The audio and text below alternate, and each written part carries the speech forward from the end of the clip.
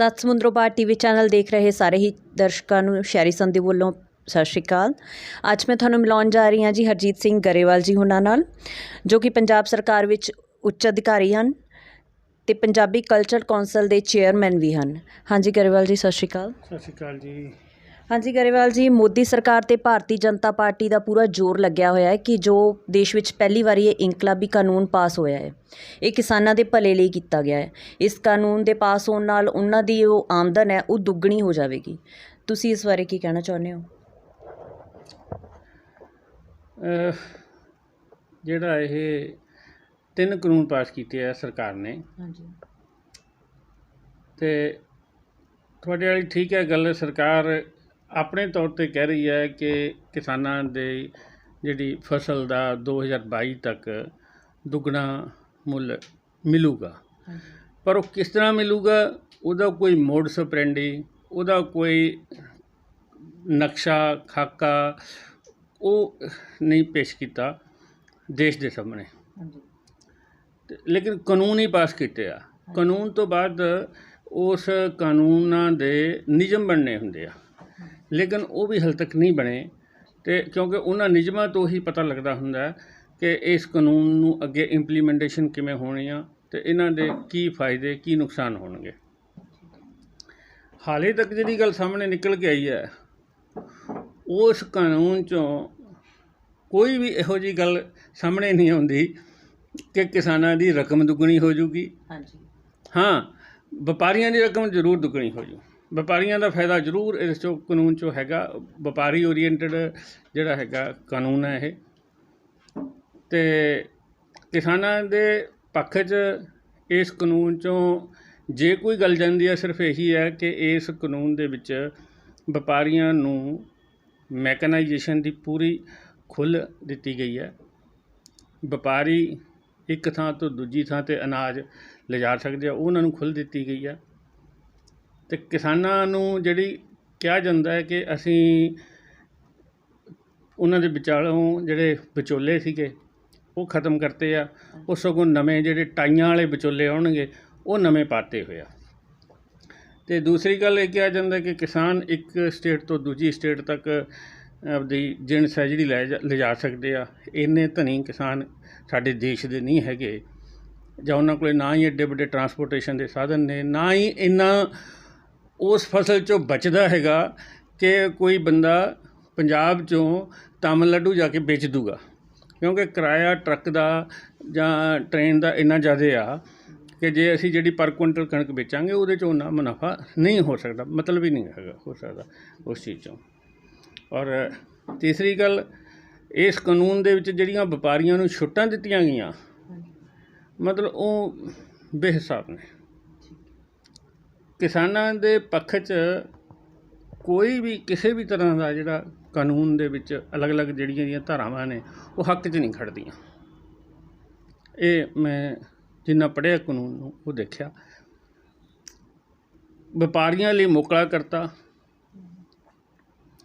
ਔਰ ਜਿਹੜੇ ਵਪਾਰੀਆਂ ਦੇ ਏਜੰਟ ਹੋਣਗੇ ਉਹ ਆਪਣੀ ਮਰਜ਼ੀ ਮੁਤਾਬਕ ਰੇਟ ਦੇਣਗੇ ਕਿਸਾਨਾਂ ਨੂੰ, ਔਰ ਉਹਨਾਂ ਨੂੰ ਜਿਹੜਾ ਹੈਗਾ ਸਿਰਫ ਇੱਕ ਪੈਨ ਕਾਰਡ ਦੀ ਲੋੜ ਹੈ ਖਰੀਦਣ ਦੀ, ਸ਼ੋਅ ਕਰਨ ਦੀ, ਅਦਰਵਾਈਜ਼ ਹੋਰ ਕਿਸੇ ਚੀਜ਼ ਦੀ ਲੋੜ ਨਹੀਂ। ਔਰ ਉਹ ਵਪਾਰੀ ਅਗਰ ਕਿਸਾਨਾਂ ਨਾਲ ਠੱਗੀ ਮਾਰ ਜਾਂਦਾ ਹੈ ਤਾਂ ਉਹਨਾਂ ਨੇ 2-3 ਪੜਾਅ ਦਿੱਤੇ ਆ ਉਸ ਨੂੰ ਦਰੁਸਤ ਕਰਾਉਣ ਦੇ, ਉਹਦਾ ਮੁਆਵਜ਼ਾ ਦਿਵਾਉਣ ਦੇ। ਪਹਿਲਾਂ ਇੱਕ ਸਲਾਹਕਾਰ ਬੋਰਡ, ਫਿਰ SDM, ਫਿਰ DC, ਅਤੇ ਫਿਰ ਦਿੱਲੀ ਦਾ ਸਕੱਤਰ।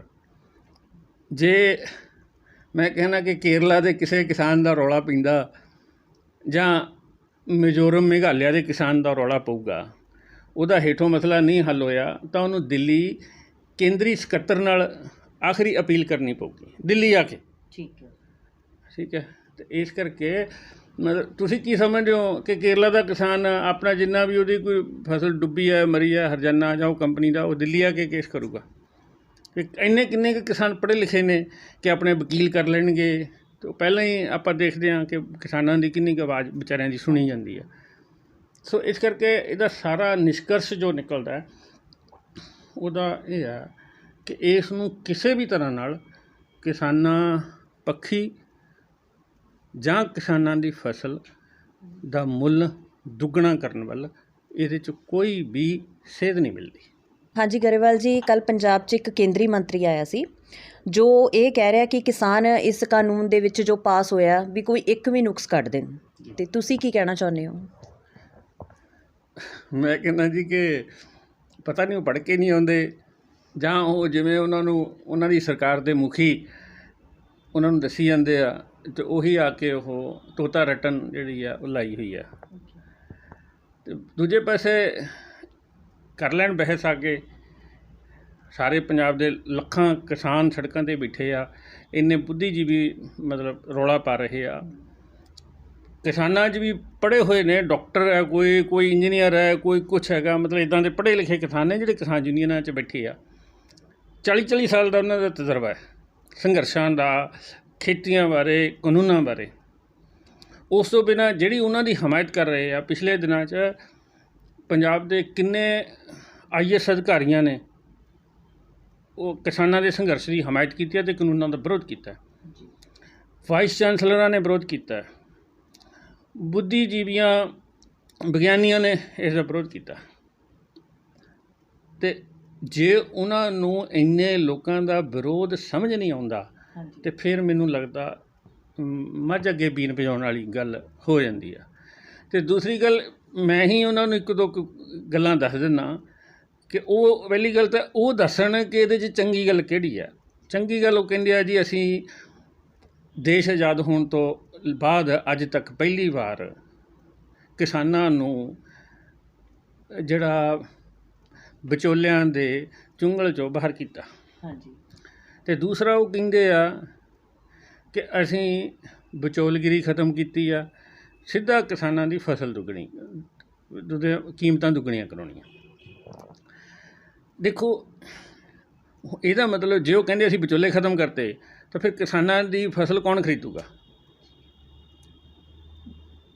ਇੱਕ ਤਾਂ ਉਹ ਆਪਦੇ ਭਾਈਚਾਰੇ ਨੂੰ ਹੀ, ਜਿਹੜੇ ਸਾਡੇ ਕਮਿਸ਼ਨ ਏਜੰਟ ਨੇ, ਆੜ੍ਹਤੀਏ ਨੇ, ਉਹ ਸਾਡੇ ਸਾਰੇ ਮਹਾਜਨ ਨੇ, ਇਹਨਾਂ ਨਾਲ ਅਸੀਂ ਮਤਲਬ ਦਹਾਕਿਆਂ ਤੋਂ ਅਸੀਂ ਜੁੜੇ ਹੋਏ ਹਾਂ।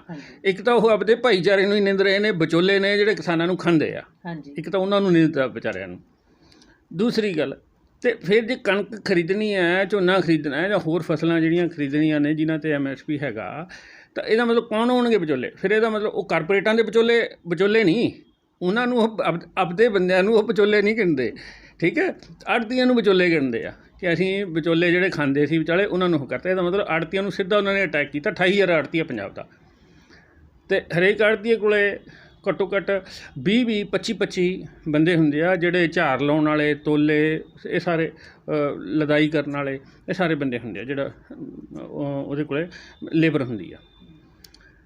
ਤੁਸੀਂ ਲਾ ਲਓ ਵੀ ਜੇ 28,000 ਬੰਦਾ ਹੈ, ਹਰੇਕ ਕੋਲ 20 30 ਬੰਦੇ ਨੇ ਇੱਕ ਦੁਕਾਨ 'ਤੇ, ਆੜ੍ਹਤੀ ਦੀ ਦੁਕਾਨ 'ਤੇ, ਅਤੇ ਕਿੰਨੇ ਲੱਖਾਂ ਬੰਦਾ ਜਿਹੜਾ ਇੱਕਦਮ ਬੇਰੁਜ਼ਗਾਰ ਕਰਨ ਨੂੰ ਸਰਕਾਰ ਦੇ ਧਾਰ ਲਈ ਹੋਈ ਆ।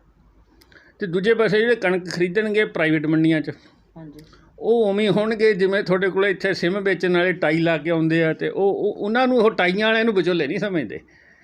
ਅੱਛਾ, ਫਿਰ ਜਿਹੜਾ ਕੀਤਾ ਮੈਂ ਉਹ ਤੁਹਾਡੇ ਉਸ ਹਵਾਲੇ 'ਚ ਆਉਣਾ ਹੁਣ ਉੱਥੇ, ਕਿ ਜਿੱਥੇ ਉਹ ਕਹਿੰਦੇ ਆ ਜੀ ਵੀ ਇਹਦੇ 'ਚ ਕੋਈ ਨੁਕਸ ਦੱਸ ਦੇਣ। ਹਾਂਜੀ।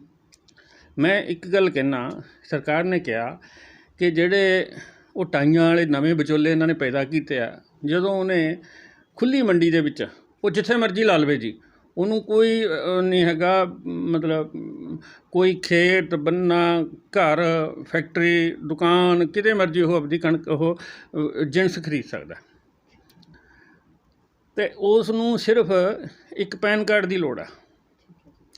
ਤੁਸੀਂ ਸਿਮ ਲੈਂਦੇ ਹੋ, ਟਾਈਆਂ ਵਾਲਾ ਜਦੋਂ ਆਉਂਦਾ ਉੱਥੇ ਤੋਂ ਆਧਾਰ ਕਾਰਡ ਮੰਗਦਾ। ਹਾਂਜੀ।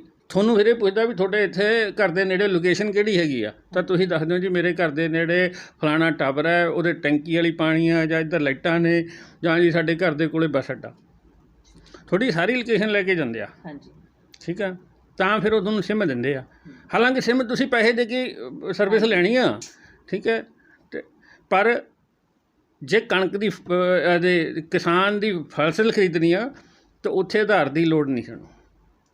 ਉੱਥੇ ਆਧਾਰ ਦੀ ਲੋੜ ਨਹੀਂ। ਕਿੱਡੀ ਹੈਰਾਨਗੀ ਦੀ ਗੱਲ ਹੈ।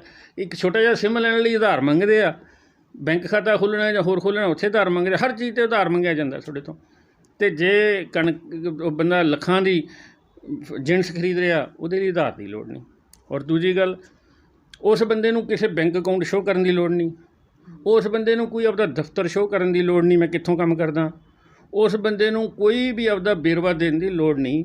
ਉਹ ਪੈਨ ਕਾਰਡ ਦਿਖਾ ਕੇ ਆਪਦਾ ਜਿੱਥੇ ਮਰਜ਼ੀ ਹੈ ਉਹ ਕਣਕ ਝੋਨਾ ਖਰੀਦਣਾ ਸ਼ੁਰੂ ਕਰ ਸਕਦਾ। ਅੱਛਾ, ਮੰਨ ਲਓ ਉਹਨੇ ਖਰੀਦ ਲਿਆ, ਉਸ ਤੋਂ ਬਾਅਦ ਉਹ ਦੌੜ ਗਿਆ। ਚਲੋ ਦੌੜ ਗਿਆ ਜੀ, ਇਹ ਜਿਹੜਾ ਮਸਲਾ ਹੈਗਾ ਸਲਾਹਕਾਰ ਬੋਰਡ ਦਾ, SDM ਦਾ, ਅੱਗੇ DC ਤੱਕ ਦਾ, ਇਹ ਘੱਟੋ ਘੱਟ 1.5 ਮਹੀਨੇ 2 ਮਹੀਨੇ 'ਚ ਨਿਬੜਨਾ। ਅੱਛਾ, ਨਿਬੜ ਜਾਂਦਾ। ਉਹ ਠੱਗੀ ਮਾਰ ਗਿਆ, ਅੱਜ ਉਹ ਬਰਨਾਲੇ ਠੱਗੀ ਮਾਰ ਗਿਆ, ਕੱਲ੍ਹ ਨੂੰ ਉਹ ਮਾਨਸਾ ਮਾਰ ਗਿਆ, ਪਰਸੋਂ ਨੂੰ ਕਿਤੇ ਹੋਰ ਮਾਰ ਗਿਆ। ਉਹਨੂੰ ਕੋਈ ਸਜ਼ਾ ਦੀ ਵਿਵਸਥਾ ਨਹੀਂ, ਠੀਕ ਹੈ। ਉਹਨੂੰ ਕੋਈ ਬਲੈਕ ਲਿਸਟ ਨਹੀਂ ਕਰਨਾ। ਜੇ ਅੱਜ ਉਹ ਟਾਈ ਵਾਲਾ ਬੰਦਾ ਬਰਨਾਲੇ ਹੇਰਾਫੇਰੀ ਕਰ ਗਿਆ, ਉਦੋਂ ਬਾਅਦ ਚਲੋ ਉੱਥੇ ਜੋ ਉਹਨੇ ਮਸਲਾ ਨਿਬੜਿਆ, ਉਦੋਂ ਬਾਅਦ ਆ ਕੇ ਜਾ ਕੇ ਉਹ ਤਰਨ ਠੱਗੀ ਮਾਰ ਲਏ। ਇਹ ਦੱਸੋ, ਇਹ ਜਿਹੇ ਲੂਪ ਹੋਲ ਕਿਸਾਨਾਂ ਦੇ ਪੱਖੀ ਨੇ? ਇਹ ਤਾਂ ਵਪਾਰੀ ਦੇ ਪੱਖੀ ਨੇ ਵੀ ਜੇ ਵਪਾਰੀ ਦਾ ਵਿਚੋਲਾ ਜਿਹੜਾ ਹੈਗਾ ਜਿੱਥੇ ਮਰਜ਼ੀ ਠੱਗੀ ਮਾਰੀ ਜਾਵੇ ਅਤੇ ਉੱਥੇ ਕਿਸਾਨ ਉਹਦਾ ਵਿਚਾਰਾ ਕੁਛ ਨਹੀਂ ਕਰ ਸਕਦਾ। ਉਹ ਕਰੀ ਫਿਰੀ ਜਾਵੇ, ਵਕੀਲ ਲਈ ਜਾਵੇ, SDM ਕੋਲੇ, DC ਕੋਲੇ ਵਕੀਲਾਂ ਨੂੰ ਲਈ ਫਿਰੀ ਜਾਵੇ। ਵੀ ਦੱਸੋ ਮਤਲਬ। ਅੱਛਾ, ਫਿਰ ਕੋਈ ਰੌਲਾ ਪੈਂਦਾ ਹੇਠਾਂ ਕਿਤੇ ਪਈ ਜਾਂਦਾ ਪੰਜਾਬ ਸਰਕਾਰ ਦਾ ਜਾਂ ਕਿਸੇ ਵੀ ਸਟੇਟ ਦਾ, ਉਸ ਟਾਈ ਵਾਲੇ ਵਿਚੋਲੇ 'ਤੇ ਕੋਈ ਹੱਕ ਨਹੀਂ। ਉਹ ਉੱਥੇ ਜੇ ਉਹਨਾਂ ਦਾ ਜੋ ਮਸਲਾ ਹੁੰਦਾ ਉਹ 'ਤੇ ਪੰਜਾਬ ਸਰਕਾਰ ਕੁਛ ਨਹੀਂ ਕਰ ਸਕਦੀ, ਕੋਈ ਵੀ ਸਰਕਾਰ। ਮਤਲਬ ਇਹ ਨਹੀਂ ਹੈ ਕਿ ਇਕੱਲੀ ਪੰਜਾਬ ਸਰਕਾਰ। ਕਿੱਡਾ ਕਾਨੂੰਨ ਇਹੋ ਜਿਹਾ ਕਿ ਦੇਸ਼ ਦਾ ਇੱਕ ਕਾਨੂੰਨ ਹੋਵੇ, ਜਿਸ ਸਟੇਟ ਦੇ ਵਿੱਚ ਕੋਈ ਵੀ ਟ੍ਰਾਂਜੈਕਸ਼ਨ ਹੋ ਰਹੀ ਆ, ਕੋਈ ਵੀ ਦੋ ਧਿਰਾਂ ਦੇ ਵਿਚਾਲੇ ਸਮਝੌਤਾ ਹੋ ਰਿਹਾ, ਕੋਈ ਦੋ ਧਿਰਾਂ ਕੁਛ ਖਰੀਦੋ ਫਰੋਖਤ ਕਰ ਰਹੀਆਂ ਨੇ, ਜੇ ਉਹਨਾਂ ਦਾ ਕੱਲ੍ਹ ਨੂੰ ਕੋਈ ਮਸਲਾ ਹੁੰਦਾ ਤਾਂ ਲੋਕਲ ਉੱਥੋਂ ਦੀ ਅਦਾਲਤ, ਉੱਥੋਂ ਦੀ ਕੋਈ ਪੁਲਿਸ, ਉੱਥੋਂ ਦੀ ਸਰਕਾਰ ਉਹਦਾ ਕੁਛ ਨਹੀਂ ਛੇੜ ਸਕਦੀ। ਅਤੇ ਫਿਰ ਤੁਸੀਂ ਕਹਿੰਦੇ ਹੋ ਇਨਕਲਾਬੀ ਹੋਇਆ ਜੀ ਇਹ, ਅੱਜ ਅਸੀਂ ਕਿਸਾਨਾਂ ਨੂੰ ਜੰਜੀਰਾਂ ਤੋਂ ਮੁਕਤ ਕਰਤਾ। ਇਹਦਾ ਮਤਲਬ ਅੱਜ ਤਾਂ ਇਸ ਤੋਂ ਪਹਿਲਾਂ ਤੱਕ ਸਾਰਿਆਂ ਨੇ ਕਿਸਾਨਾਂ ਨੂੰ ਜੰਜੀਰਾਂ 'ਚ ਫੜਿਆ ਹੋਇਆ ਸੀਗਾ। ਜਿਹੜਾ ਸਮਝੌਤਾ ਹੋਇਆ ਉਹ ਵਪਾਰੀ ਦੀਆਂ ਸ਼ਰਤਾਂ 'ਤੇ ਹੋਊਗਾ। ਵਪਾਰੀ ਦੱਸੂ ਕਿ ਤੂੰ ਕਿਹੜੀ ਫਸਲ ਬੀਜਣੀ ਆ, ਕਿਹੜਾ ਇਹ 'ਚ ਬੀਜ ਪਾਉਣਾ। ਦੇਖੋ, ਪਹਿਲਾਂ ਤਾਂ ਵਪਾਰੀ ਦੀਆਂ ਸ਼ਰਤਾਂ, ਫਿਰ ਵਪਾਰੀ ਨੇ ਉਸ ਨੂੰ ਬੀਜ ਦੇਣਾ, ਵਪਾਰੀ ਨੇ ਉਸ ਨੂੰ ਰੇਹ, ਤੇਲ, ਖਾਦ, ਬੀਜ ਜਿੰਨਾ ਚਿਰ ਹੋਊਗਾ। ਕਿਸਾਨ ਇੱਕ ਮਜ਼ਦੂਰ ਹੋਊਗਾ ਉਹਦੇ ਕੋਲੇ, ਉਹਨੂੰ ਦਿਹਾੜੀ ਕੀ ਦਿੰਦਾ ਉਹ ਵੀ ਉਹ ਗਿਣੂਗਾ ਕਿ ਤੂੰ ਇਹਦੀ ਫਸਲ ਜਿਹੜੀ 6 ਮਹੀਨੇ ਪੈਦਾ ਕਰਨੀ ਹੈ, ਤੈਨੂੰ ਇੰਨੇ ਪੈਸੇ ਮੈਂ ਦੇਊਂਗਾ। ਅਤੇ ਇਹ 'ਚ ਤੇਲ ਪਾਈ, ਰੇਹ ਪਾਈ, ਬੀਜ ਪਾਈ, ਪਾਣੀ ਜਦੋਂ ਦੇਣਾ ਮੈਂ ਦੱਸੂੰਗਾ। ਅੱਛਾ, ਫਸਲ ਦੀ ਖਰੀਦ ਕੀਮਤ ਵੀ ਉਹਨੇ ਜੋ ਮਿਥ ਲਈ, ਜਿਹੜੀਆਂ ਤੇਲ ਬੀਜਦੇ ਨੇ ਉਹ ਵੀ ਉਹਨੇ ਖੁਦ ਮਿਥ ਲਏ। ਤੁਹਾਨੂੰ ਪਤਾ ਹੈ ਅੱਜ ਕੱਲ੍ਹ ਕੀ ਚੱਲਦਾ ਹੈਗਾ, ਕਿੰਨੇ ਰੇਹ ਤੇਲ ਬੀਜ ਕਿਵੇਂ ਮਹਿੰਗੇ ਦਿੱਤੇ ਜਾਂਦੇ ਆ। ਅਤੇ ਹਰ ਚੀਜ਼ ਫਿਕਸ ਜਿਹੜੀ ਕਰਨੀ ਉਹ ਵਪਾਰੀ ਦੇ ਹੱਥ ਆ। ਫਿਰ ਉਸ ਸਰਕਾਰ ਕੋਲੇ ਕੋਈ ਇੱਦਾਂ ਦਾ ਸਿਸਟਮ ਨਹੀਂ ਉਹ ਸਮਝੌਤੇ ਨੂੰ ਦੇਖ ਸਕੇ। ਪਹਿਲੀ ਗੱਲ, ਸਰਕਾਰ ਨੇ ਇਹਦੇ ਵਿੱਚ ਇਹੋ ਜਿਹਾ ਕੋਈ ਸਿਸਟਮ ਨਹੀਂ ਰੱਖਿਆ, ਨਾ ਕੇਂਦਰ ਨੇ ਰੱਖਿਆ ਆਪਣੇ ਕੋਲੇ। ਦੇਖੋ, ਮੈਨੂੰ ਸਮਝ ਨਹੀਂ ਆਈ ਇਹ ਜਿਹੜੇ ਕਹਿੰਦੇ ਆ ਕਿ ਕਾਨੂੰਨ ਇੰਨਾ ਵਧੀਆ ਹੈਗਾ, ਉਹ ਕਾਨੂੰਨ ਬਣਾਉਣ ਵਾਲੇ ਨੇ ਸੋਚਿਆ ਕੀ ਹੈ। ਪਹਿਲੀ ਗੱਲ ਤਾਂ ਮੈਂ ਸੱਚੀ ਹੀ ਗੱਲ ਕਹੂੰਗਾ, ਜਿਹੜੇ ਕਾਨੂੰਨ ਬਣਾਉਣ ਵਾਲੇ ਆ ਜੀ, ਉਹਦੇ ਕੋਲੇ ਧਨੀਆ ਬੀਜਣ ਜੋਗੀ ਥਾਂ ਨਹੀਂ ਉਸ ਮੰਤਰੀ ਕੋਲੇ ਜਿਹੜੇ ਨੇ ਖੇਤੀ ਦਾ ਕਾਨੂੰਨ ਬਣਾਇਆ, ਠੀਕ ਹੈ। ਅਤੇ ਇਸ ਕਾਨੂੰਨ ਦੀਆਂ ਜਿਹੜੀਆਂ ਸਿਫਤਾਂ ਕਰ ਰਹੇ ਨੇ ਉਹਨਾਂ ਕੋਲੇ ਬਿੱਘਾ ਜ਼ਮੀਨ ਦਾ ਨਹੀਂ ਹੈਗਾ, ਠੀਕ ਹੈ। ਉਹਨਾਂ ਨੇ ਕਦੇ ਖੇਤ ਪਿੱਠ ਪਿੱਛੋਂ ਨਹੀਂ ਲੰਘ ਕੇ ਦੇਖਿਆ ਖੇਤ ਦੇ ਜਿਹੜੇ ਖੇਤੀ ਕਾਨੂੰਨ ਬਣਾ ਰਹੇ ਆ। ਉਹ ਦੱਸ ਰਹੇ ਆ ਸਾਨੂੰ ਮਤਲਬ ਕਿ ਖੇਤੀ ਕਿਵੇਂ ਕਰਨੀ ਆ, ਖੇਤੀ ਕਾਨੂੰਨ ਕਿਵੇਂ ਬਣਾਉਣੇ ਆ। ਹੈਰਾਨੀ ਦੀ ਗੱਲ ਹੈ ਇਹਨਾਂ ਲੋਕਾਂ ਦੀ। ਫਿਰ ਕੋਈ ਇਹੋ ਜਿਹਾ ਸਿਸਟਮ ਢਾਂਚਾ ਖੜ੍ਹਾ ਕਰਦੇ ਜੇ ਇਸ ਕਾਨੂੰਨ ਦੇ ਵਿੱਚ ਜੇ ਬਣਾਉਣਾ ਸੀ। ਨੰਬਰ 1, ਕੋਈ ਇਹੋ ਜਿਹਾ ਪੋਰਟਲ ਬਣਦਾ, ਦੋ ਧਿਰਾਂ ਦਾ ਜੋ ਸਮਝੌਤਾ ਹੋਇਆ, ਜਿੰਨੀ ਕਿਸੇ ਨੇ ਖਰੀਦ ਕੀਤੀ ਅਲੱਗ-ਅਲੱਗ ਦੋਨੇ ਕਾਨੂੰਨਾਂ ਦੇ ਤਹਿਤ, ਕਿੰਨੀ ਖਰੀਦ ਹੋਈ ਦੂਜੇ ਕਾਨੂੰਨ 'ਚ ਸੀ, ਸਮਝੌਤੇ ਵਾਲੇ 'ਚ ਕੰਟਰੈਕਟ ਫਾਰਮਿੰਗ 'ਚ ਹੈ ਕਿ ਕਿਹੜਾ ਸਮਝੌਤਾ ਹੋਇਆ, ਉਹ ਉਸ ਪੋਰਟਲਾਂ 'ਤੇ ਬਣਦੇ। ਪੂਰਾ ਉਨੇ ਸਟੇਟਾਂ ਦਾ, ਆਪਣੇ ਸਾਰੇ ਜਿੰਨੇ ਸਟੇਟ ਅਤੇ UT ਨੇ ਉਹਨਾਂ ਦਾ ਇੱਕ ਪੋਰਟਲ ਬਣਦਾ। ਉਸ 'ਤੇ ਹਰ ਰੋਜ਼ ਉਹ ਟਾਈ ਵਾਲੇ ਉਹਨਾਂ ਦੇ ਨਵੇਂ ਵਿਚੋਲੇ ਨੇ ਕਿੰਨੀ ਖਰੀਦ ਕੀਤੀ ਉਹ ਉੱਥੇ ਚੜ੍ਹਦਾ, ਕਿੰਨੇ ਰੇਟ 'ਤੇ ਖਰੀਦ ਕੀਤੀ ਆ ਉਹ ਉੱਥੇ ਚੜ੍ਹਦਾ। ਸਾਲ ਬਾਅਦ ਉਹਦਾ ਰਿਵਿਊ ਹੁੰਦਾ ਕਿ ਇਹ MSP ਤੋਂ ਥੱਲੇ ਹੈ ਕਿ ਵੱਧ ਹੈ। ਅਤੇ ਜਿਹੜੇ ਇਹ ਆਪਣੇ ਦੇਸ਼ ਦੇ ਮੁਖੀ ਰੌਲਾ ਪਾਉਂਦੇ ਆ ਕਿ ਜੇ ਕਿਸਾਨਾਂ ਦੀ ਫਸਲ ਦੁੱਗਣੀ ਹੋ, ਕਿਵੇਂ ਐਨਾਲਿਸਿਸ ਕਰਾਂਗੇ ਸਾਲ ਬਾਅਦ 2 ਸਾਲ ਬਾਅਦ ਕਿ ਹਾਂ 2022 ਤੱਕ ਕਿਸਾਨ ਦੀ ਜਿਹੜੀ ਆ ਰਕਮ ਦੁੱਗਣੀ ਹੋ ਗਈ, ਕਿਵੇਂ ਹੋ ਜੂਗੀ ਜਦੋਂ ਤੁਸੀਂ ਐਨਾਲਿਸਿਸ ਕਰਨ ਵਾਲਾ ਇਹਦੇ ਸਾਧਨ ਹੀ ਨਹੀਂ ਰੱਖਿਆ। ਅੱਛਾ, ਇਸੇ ਤਰ੍ਹਾਂ ਹੀ ਖੇਤੀ ਫਾਰਮਿੰਗ ਦੇ ਵਿੱਚ ਕੰਟਰੈਕਟ ਫਾਰਮਿੰਗ ਦੇ ਵਿੱਚ ਜਿਹੜੇ ਸਮਝੌਤੇ ਹੋਣੇ ਸੀ ਉਹ ਸਮਝੌਤੇ ਕਿਸੇ ਪੋਰਟਲ 'ਤੇ ਚੜ੍ਹਦੇ ਉਹਦੇ 'ਚੋਂ ਬਾਅਦ 'ਚ ਉਹਦੀ ਪ੍ਰੋਗਰੈਸ ਪਤਾ ਲੱਗਦੀ ਕਿ ਉਹ ਸਮਝੌਤਾ ਸਿਰੇ ਚੜ੍ਹਿਆ ਕਿ ਟੁੱਟਿਆ। ਉਹ ਸਮਝੌਤੇ ਦੇ ਵਿੱਚ ਕਿਸਾਨ ਦੀ ਕਿੰਨੀ ਫਸਲ ਖਰੀਦੀ ਗਈ, ਕਿੰਨੀ ਨਹੀਂ ਖਰੀਦੀ ਗਈ, ਉਹ ਸਮਝੌਤੇ ਦੇ ਵਿੱਚ ਕਿੰਨੇ ਇਨਪੁਟਸ ਆਪਾਂ ਕਹਿੰਦੇ ਹਾਂ ਜਿਹਦੇ 'ਚ ਰੇਹ ਤੇਲ ਖਾਦ ਬੀਜ ਪਾਣੀ ਜੋ ਵੀ ਆਪਾਂ ਦਿੰਦਾ ਕਿ ਉਸ ਫਸਲ ਨੂੰ ਕਿੰਨਾ ਬੀਜ ਦਿੱਤਾ ਸੀ, ਕਿੰਨੇ ਸਾਰੇ ਇਨਪੁਟਸ ਪਾ ਕੇ ਉਹਦੀ ਕਾਸਟ ਕੀ ਹੋਈ ਅਤੇ ਉਹਦਾ ਰੇਟ ਕੀ ਨਿਕਲਿਆ। ਉਸ ਤੋਂ ਬਾਅਦ ਫਿਰ ਉਹਦਾ ਐਨਾਲਿਸਿਸ ਹੁੰਦਾ ਕਿ ਪੂਰੇ ਦੇਸ਼ 'ਚ 1 ਲੱਖ ਸਮਝੌਤਾ ਹੋਇਆ ਮੰਨ ਲਓ, ਉਹਦੇ 'ਚੋਂ 50,000 ਸਮਝੌਤੇ ਟੁੱਟੇ, ਉਹਦੇ 'ਚੋਂ ਇੰਨੇ ਸਮਝੌਤਿਆਂ ਦਾ ਆਹ ਰੇਟ ਆਇਆ, ਕਿਸਾਨਾਂ ਨੂੰ ਇਹਦੇ 'ਚੋਂ ਇੰਨਾ ਬੈਨੀਫਿਟ ਆਇਆ। ਜਿਹੜੇ ਇੰਨੇ ਸਮਝੌਤਿਆਂ 'ਚੋਂ ਜਿਹੜੀਆਂ ਇੰਨੀਆਂ ਪਾਰਟੀਆਂ ਖਰਾਬ ਕੀਤੀਆਂ ਕਿਸਾਨਾਂ ਨੂੰ ਉਹ ਬਲੈਕ ਲਿਸਟ ਕੀਤੀਆਂ। ਬਲੈਕ ਲਿਸਟ ਵਾਲੀ ਤਾਂ ਇਹ 'ਚ ਹੈ ਹੀ ਨਹੀਂ ਜੀ, ਕਿਉਂਕਿ ਵਪਾਰੀਆਂ ਨੂੰ ਨਹੀਂ ਸਰਕਾਰ ਛੇੜਨਾ ਚਾਹੁੰਦੀ। ਕਿਸਾਨ ਦਾ ਨੁਕਸ ਭਾਵੇਂ ਜੋ ਮਰਜ਼ੀ ਹੋ ਜਾਏ, ਕਿਸਾਨ ਪੱਟਿਆ ਜਾਵੇ, ਲੁੱਟਿਆ ਜਾਵੇ, ਉਹ ਬੰਦਾ ਠੱਗੀ ਮਾਰ ਕੇ ਕਿਸਾਨ ਨਾਲ ਅੱਗੇ ਜਾ ਨਿਕਲੇ, ਕਿਤੇ ਵੀ ਨਿਕਲ ਜਾਏ। ਅਤੇ ਉਹ ਸਮਝੌਤਿਆਂ ਦੀ ਅਤੇ ਖਰੀਦੋ ਫਰੋਖਤ ਦੀ ਕੋਈ ਵੱਖੋ ਵੱਖਰੀਆਂ ਪੋਰਟਲਾਂ ਬਣਦੀਆਂ, ਉਹਦਾ ਐਨਾਲਿਸਿਸ ਕੱਢਦੇ। ਇਸ ਤਰ੍ਹਾਂ ਦਾ ਕਿਤੇ ਕੋਈ ਸਿਸਟਮ ਹੀ ਨਹੀਂ ਬਣਾਇਆ ਹੋਇਆ ਸਰਕਾਰ ਨੇ ਕਿ ਸਰਕਾਰ ਨੂੰ ਪਤਾ ਕਿਵੇਂ ਲੱਗੂ ਕਿ ਫਸਲ ਦੁੱਗਣੀ, ਉੱਥੇ ਸੁਪਨੇ ਜਾਣਗੇ ਦਿੱਲੀ ਉਹਨਾਂ ਨੂੰ ਲੋਕਾਂ ਨੂੰ ਜਿਨ੍ਹਾਂ ਨੇ ਕਾਨੂੰਨ ਬਣਾਇਆ ਕਿ ਹਾਂਜੀ ਹਾਂ ਅੱਜ ਕਿਸਾਨ ਮਾਲਾ ਮਾਲ ਹੋ ਰਹੇ ਨੇ ਜਾਂ ਇੱਦਾਂ ਹੋ ਰਹੇ ਨੇ। ਹਾਂਜੀ ਹਰਜੀਤ ਸਿੰਘ ਗਰੇਵਾਲ ਜੀ, ਆਪ ਜੀ ਨੇ ਵਕਾਲਤ ਕੀਤੀ ਹੈ, ਕੀ ਤੁਸੀਂ ਸਾਨੂੰ ਦੱਸ ਸਕਦੇ ਹੋ ਕਿ ਇਸ ਕਾਨੂੰਨ ਦੀਆਂ ਕਿਹੜੀਆਂ-ਕਿਹੜੀਆਂ ਧਾਰਾਵਾਂ ਨੇ ਜੋ ਕਿਸਾਨਾਂ ਅਤੇ ਮਜ਼ਦੂਰਾਂ ਦੇ ਵਿਰੁੱਧ ਜਾਂਦੀਆਂ ਨੇ? ਮੇਨ ਜਿਹੜੇ 2 ਕਾਨੂੰਨ ਨੇ, ਖੇਤੀ ਉਪਜ ਵਪਾਰ ਅਤੇ ਵਣਜ ਕਾਨੂੰਨ ਹੈਗਾ, ਅਤੇ ਦੂਜਾ ਹੈਗਾ ਖੇਤੀ ਗਰੰਟੀ ਖੇਤੀ ਸੇਵਾ ਅਤੇ ਸਮਝੌਤਾ ਜਿਹੜਾ ਕਾਨੂੰਨ ਹੈਗਾ। ਇਹਨਾਂ ਦੀਆਂ ਪਹਿਲੇ ਕਾਨੂੰਨ ਦੀਆਂ 19 ਕੁ ਧਾਰਾਵਾਂ ਨੇ ਅਤੇ ਦੂਜੇ ਦੀਆਂ 24 ਕੁ ਨੇ। ਇਸ 'ਚੋਂ ਮੈਨੂੰ ਸਿਰਫ ਇੱਕ ਲੱਗੀ, ਤੁਸੀਂ ਮੈਨੂੰ ਪੁੱਛਿਆ ਵੀ ਕਿਹੜੀਆਂ ਖਿਲਾਫ ਜਾਂਦੀਆਂ ਨੇ, ਮੈਂ ਬਸ ਇਹ ਕਹੂੰਗਾ ਉਹਨਾਂ 'ਚ ਇੱਕ ਧਾਰਾ ਠੀਕ ਲੱਗੀ ਜਿੱਥੇ ਇਹਨਾਂ ਨੇ ਕਿਹਾ ਕਿ ਜੇ ਕਿਸਾਨ ਨਾਲ ਇੱਦਾਂ ਦਾ ਮਸਲਾ ਕੋਈ ਹੋ ਜਾਏ, ਜੇ ਕਿਸਾਨ ਦੇ ਖਿਲਾਫ ਕਾਨੂੰਨ ਜਾਂਦਾ ਹੋਵੇ ਤਾਂ ਕਿਸਾਨ ਦੀ ਜਿਹੜੀ ਜ਼ਮੀਨ ਹੈ ਉਹਦੇ ਖਿਲਾਫ ਫੈਸਲਾ ਨਹੀਂ ਹੋਊਗਾ। ਮਤਲਬ ਕਹਿਣ ਦਾ ਮਤਲਬ ਹੈ ਵੀ ਜੇ ਕੋਈ ਕਿਸਾਨ ਨੂੰ ਪੈਸੇ ਦੇਣੇ ਪੈ ਗਏ ਉਸ ਕੰਪਨੀ ਨੂੰ ਤਾਂ ਉਹਦੀ ਜ਼ਮੀਨ ਹੈ ਜਿਹੜੀ ਉਹਦੇ ਖਿਲਾਫ ਫੈਸਲਾ ਨਹੀਂ ਹੋਊ। ਪਰ ਉਹਦੇ 'ਚ ਨਾਲ ਇਹ ਵੀ ਮੈਂਸ਼ਨ ਕੀਤਾ ਕਿ ਉਹਦੀ ਹੋਰ ਕੋਈ ਜ਼ਮੀਨ ਦਾ ਮਤਲਬ ਹੋ ਗਿਆ ਇਮੂਵੇਬਲ ਪ੍ਰਾਪਰਟੀ। ਠੀਕ ਹੈ ਜੀ। ਅੱਛਾ, ਉੱਥੇ ਚਾਹੀਦਾ ਸੀ ਕਿ ਉਹਦੀ ਮੂਵੇਬਲ ਪ੍ਰਾਪਰਟੀ 'ਤੇ ਵੀ ਕੋਈ ਕੇਸ ਨਹੀਂ ਹੋਊਗਾ। ਮੰਨ ਲਓ ਹੁਣ ਉਹਦੇ ਕਾਨੂੰਨ ਦੇ ਵਿੱਚ ਫਿਰ ਇੱਥੇ ਲੂਪ ਹੋਲ ਆ ਗਿਆ ਨਾ, ਉਹਨਾਂ ਨੇ ਕਿਹਾ ਕਿ ਉਹਦੀ ਜ਼ਮੀਨ ਦੇ ਖਿਲਾਫ ਕੇਸ ਨਹੀਂ ਹੋਊਗਾ, ਅਤੇ ਜ਼ਮੀਨ ਤੋਂ ਬਿਨਾਂ ਉਹਦਾ ਪਲਾਟ ਹੋਵੇ, ਕਿਤੇ ਉਹਦਾ ਘਰ ਹੋਵੇ, ਉਹਦਾ ਟਰੈਕਟਰ ਸੰਦ ਸੰਦੇੜਾ ਜਾਂ ਹੋਰ ਚੀਜ਼ਾਂ ਹੋਣ, ਕਾਰ ਹੋਵੇ, ਅਤੇ ਉਹਨਾਂ ਨੂੰ ਕਨਫਿਸਕੇਟ ਕਰ ਲੈਣਾ ਇਸ ਦੇ ਵਿੱਚ। ਹਾਂਜੀ ਹੈ ਨਾ ਜੀ। ਮਤਲਬ ਲੂਪ ਹੋਲ ਫਿਰ ਇੱਥੇ ਹੈਗਾ। ਇੱਕੋ ਹੀ ਮੈਨੂੰ ਇਹਦੇ 'ਚੋਂ ਚੰਗੀ ਲੱਗੀ ਸੀ ਜਿਹੜਾ ਉਹਨਾਂ ਨੇ ਕਿਸਾਨਾਂ ਦੇ ਹੱਕ 'ਚ ਕੀਤਾ ਸੀ ਵੀ ਕਿਸਾਨ ਦੇ ਵਿਰੁੱਧ ਫੈਸਲਾ ਨਹੀਂ ਹੋਊਗਾ ਜ਼ਮੀਨ ਦਾ, ਲੇਕਿਨ ਉਹਨਾਂ ਨੂੰ ਨਾਲ ਇਹ ਐਡ ਕਰਨਾ ਚਾਹੀਦਾ ਸੀ ਐਨੀ ਮੂਵੇਬਲ ਔਰ immovable property of concerned farmer. ਠੀਕ ਹੈ, ਫਿਰ ਮੈਂ ਧਾਰਾ ਉਸ ਨੂੰ ਮੰਨਦਾ, ਪਰ ਫਿਰ ਵੀ ਚਲੋ ਇੱਕ ਧਾਰਾ ਥੋੜ੍ਹੀ ਜਿਹੀ ਸੋਲੇਸ ਦਿੰਦੀ ਹੈ, ਪਰ ਉਹ ਵੀ ਪੂਰੀ ਨਹੀਂ। ਅਤੇ ਬਾਕੀ ਦੀਆਂ ਪਹਿਲੇ ਕਾਨੂੰਨ ਦੀਆਂ ਜਿਹੜੀਆਂ 19 ਧਾਰਾਵਾਂ ਨੇ, ਦੂਜੇ ਦੀਆਂ 24 ਨੇ, ਅਤੇ ਮੈਨੂੰ ਉਹਨਾਂ 'ਚੋਂ ਕੋਈ ਵੀ ਇੱਕ ਨਹੀਂ ਮੈਂ ਜਿਹਨੂੰ ਹੱਥ ਧਰ ਕੇ ਕਹਿ ਦਾਂ ਕਿ ਆ ਜਾਂਦੀ ਹੈ। ਅਤੇ ਸਭ ਤੋਂ ਵੱਡੀ ਗੱਲ ਤਾਂ ਇਹ ਹੈ ਜੀ, ਕੇਂਦਰ ਨੇ ਜਦੋਂ ਪਹਿਲਾਂ ਤਾਂ ਇਹ ਜਿਹੜਾ ਖੇਤੀਬਾੜੀ ਹੈ ਇਹ ਸਟੇਟਾਂ ਦਾ ਵਿਸ਼ਾ ਹੈਗਾ, ਰਾਜਾਂ ਦਾ ਵਿਸ਼ਾ ਸੀ। ਕੇਂਦਰ ਦਾ ਮਤਲਬ ਹੀ ਨਹੀਂ ਸੀਗਾ ਇਸ ਕਾਨੂੰਨ ਨੂੰ ਪਾਸ ਕਰਨ ਦਾ। ਜਦੋਂ ਇਹ ਕਾਨੂੰਨ ਪਾਸ ਕੀਤੇ ਆ ਉਹਦੇ ਵਿੱਚ ਸਪਸ਼ਟ ਲਿਖਿਆ ਕਿ ਇਹ ਜੇ ਰਾਜਾਂ ਨੇ ਕੋਈ ਆਪਦੇ ਇਹੋ ਜਿਹੇ ਕਾਨੂੰਨ ਪਾਸ ਕੀਤੇ ਆ ਉਹਨਾਂ ਸਭ ਤੋਂ ਉੱਪਰ ਹੈ। ਇਹਦਾ ਮਤਲਬ ਕੇਂਦਰ ਨੇ ਸਾਰੇ ਰਾਜਾਂ ਦੇ ਖੇਤੀ ਸੰਬੰਧੀ ਜਿਹੜੇ ਇੱਦਾਂ ਦੇ ਕਾਨੂੰਨ APMC ਦੇ ਨਾਲ ਰਿਲੇਟਡ ਬਣੇ ਹੋਏ ਸੀ ਉਹਨਾਂ ਨੂੰ ਖਤਮ ਕਰਾਤਾ। ਫਿਰ ਜਿਹੜੇ ਇਸ ਕਾਨੂੰਨ ਦੇ ਮੁਤਾਬਕ ਪਹਿਲਾ ਹੈਗਾ ਚਾਰਾਜੋਈ ਕਰਨ ਲਈ ਸਾਡੇ ਕੋਲ ਸਲਾਹਕਾਰ ਬੋਰਡ ਹੈ, ਜੇ ਕਿਤੇ ਰੌਲਾ ਪੈਂਦਾ ਕਿਸਾਨ ਦਾ ਅਤੇ ਉਹ ਕੰਪਨੀ ਦਾ।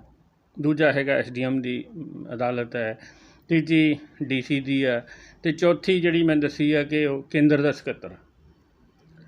ਉਹ ਅਧਿਕਾਰੀ ਜਿਹੜਾ ਵੀ ਫੈਸਲਾ ਕਰਨਗੇ ਉਹਨਾਂ ਅਧਿਕਾਰੀਆਂ ਦੇ ਖਿਲਾਫ ਕਿਸੇ ਵੀ ਅਦਾਲਤ 'ਚ ਜਾਇਆ ਨਹੀਂ ਜਾ ਸਕੂਗਾ। ਦੱਸੋ, ਮਤਲਬ ਜੇ ਕੋਈ ਕਿ ਅਧਿਕਾਰੀ ਕਿਸੇ ਵੀ ਤਰੀਕੇ ਨਾਲ ਜੋ ਵੱਡੀਆਂ ਕੰਪਨੀਆਂ ਨੇ ਅਰਬਾਂ ਰੁਪਏ ਦੀ ਉਹਨਾਂ ਦੀ ਮਾਲ ਕੀਤੀ ਆ, ਜਿਨ੍ਹਾਂ ਨੇ ਇਹ ਜਿਹੇ ਸਾਰੇ ਇਹ ਸਮਝੌਤੇ ਕਾਨੂੰਨ ਬਣਵਾ ਕੇ ਸਰਕਾਰ ਤੋਂ ਲਾਗੂ ਕਰਵਾਏ ਨੇ ਜਿਹੜੀਆਂ ਕੰਪਨੀਆਂ ਨੇ, ਅਤੇ ਉਹਨਾਂ ਦੇ ਹੱਕ 'ਚ ਜੇ ਕੋਈ ਅਧਿਕਾਰੀ ਭੁਗਤਦਾ ਹੈ ਤਾਂ ਇਹਦਾ ਮਤਲਬ ਤੁਸੀਂ ਉਹਦੇ ਖਿਲਾਫ ਵੀ ਨਹੀਂ ਜਾ ਸਕਦੇ। ਕੋਰਟ ਦਾ ਤਾਂ ਰਸਤਾ ਹੀ ਬੰਦ ਕੀਤਾ ਹੋਇਆ ਨਾ ਜੀ ਕਿਤੇ ਇਹਨਾਂ ਨੇ ਸਾਰੇ ਕਿਤੇ ਵੀ ਇਹ ਕਾਨੂੰਨ ਨੂੰ ਦੇ ਤਹਿਤ ਜਿਹੜਾ ਵੀ ਕਿਤੇ ਰੌਲਾ ਪਊ ਤੁਸੀਂ ਅਦਾਲਤ 'ਚ ਨਹੀਂ ਜਾ ਸਕਦੇ। ਠੀਕ ਹੈ, ਇੱਕ ਤਾਂ ਇਹ ਉਹਨਾਂ ਨੇ ਸਾਰਾ ਉਹ ਕਰਤਾ। ਦੂਸਰਾ ਜਿਹੜਾ ਸੀਗਾ MSP ਤਾਂ ਪ੍ਰਾਈਵੇਟ ਮੰਡੀਆਂ 'ਚ ਬਿਲਕੁਲ ਹੀ ਨਹੀਂ ਦਿੱਤਾ ਜੀ, ਕਿ ਉੱਥੇ ਮਰਜ਼ੀ ਦਾ ਆਪਦਾ ਜਿਵੇਂ ਮਰਜ਼ੀ ਉਹ ਕਰਨ, ਆਪਦਾ ਖਰੀਦਣ, ਜਿੱਦਾਂ ਮਰਜ਼ੀ ਦੀ ਸਹੂਲਤ ਦੇਣ, ਹੁਣ ਕੋਈ ਲਾਇਸੈਂਸ ਦੀ ਲੋੜ ਨਹੀਂ, ਸਾਰਾ ਮਤਲਬ ਇੱਕ ਹੈਗਾ ਇੱਦਾਂ ਦਾ ਜਿਹੜਾ ਇਹਨਾਂ ਨੇ ਕੀਤਾ ਨਾ। ਹਾਂਜੀ ਗਰੇਵਾਲ ਜੀ, ਤੁਹਾਡਾ ਕੇਂਦਰ ਸਰਕਾਰ ਅਤੇ ਜੋ ਕਿਸਾਨ ਜਥੇਬੰਦੀਆਂ ਨੇ ਉਹਨਾਂ ਨੂੰ ਤੁਸੀਂ ਕੀ ਸਲਾਹ ਦੇਣਾ ਚਾਹੁੰਦੇ ਹੋ? ਦੇਖੋ, ਕੇਂਦਰ ਨੂੰ ਤਾਂ ਇਹ ਸਲਾਹ ਹੈ ਜੀ ਕਿ ਉਹ ਮੋਦੀ ਸਾਹਿਬ, ਉਹਨਾਂ ਦੇ ਮੰਤਰੀ ਸਾਰੇ ਜਿਹੜੇ ਇਸ ਕਾਨੂੰਨਾਂ ਨਾਲ ਰਿਲੇਟਡ ਨੇ ਉਹ ਆਪਦਾ ਹੱਥ ਛੱਡਣ। ਠੀਕ ਹੈ ਜੀ। ਅਤੇ ਹੱਥ ਛੱਡ ਕੇ ਇੱਕ ਵਾਰੀ ਦੁਬਾਰਾ ਇਹ ਕਾਨੂੰਨਾਂ ਨੂੰ ਤਸੱਲੀ ਨਾਲ ਪੜ੍ਹ ਲੈਣ। ਠੀਕ ਹੈ। ਜੇ ਉਹਨਾਂ ਨੂੰ ਸਮਝ ਨਾ ਆਵੇ ਤਾਂ ਉਹ ਇੱਥੋਂ ਦੇ ਕਿਸਾਨਾਂ ਤੋਂ ਪੁੱਛ ਲੈਣ ਕਿ ਤੁਹਾਨੂੰ ਜਿਹੜਾ ਹੈਗਾ ਇਹ ਕਿਹੜੇ ਕਾਨੂੰਨ 'ਚੋਂ ਕਿੱਥੋਂ ਤੁਹਾਨੂੰ ਜਿਹੜਾ ਹੈਗਾ ਗਲਤ ਲੱਗਦਾ, ਔਰ ਉਸ ਦੇ ਵਿੱਚ ਜਿੱਥੇ ਉਹਨਾਂ ਨੂੰ ਚੰਗਾ ਲੱਗੇ ਉਸ ਦੇ ਵਿੱਚ ਚਾਹੇ ਤਾਂ ਇਹ ਕਾਨੂੰਨ ਸਾਰੇ ਖ਼ਤਮ ਕਰ ਦੇਣ, ਨਹੀਂ ਇਹਨਾਂ ਨੂੰ ਕਿਸਾਨਾਂ ਦੇ ਮੁਤਾਬਕ ਇਹਨਾਂ ਨੂੰ ਸੋਧਣ ਜ਼ਰੂਰੀ। ਵੱਡੀ ਗੱਲ ਤਾਂ ਇਹ ਹੈ MSP ਤੋਂ ਲੈ ਕੇ ਅਤੇ ਹੋਰ ਜਿਹੜੇ ਕਿਸਾਨਾਂ ਦੇ ਉਲਟ ਜਿਹੜੀਆਂ ਧਾਰਾਵਾਂ ਕਿਸਾਨਾਂ ਦੇ ਉਲਟ ਜਾਂਦੀਆਂ ਨੇ।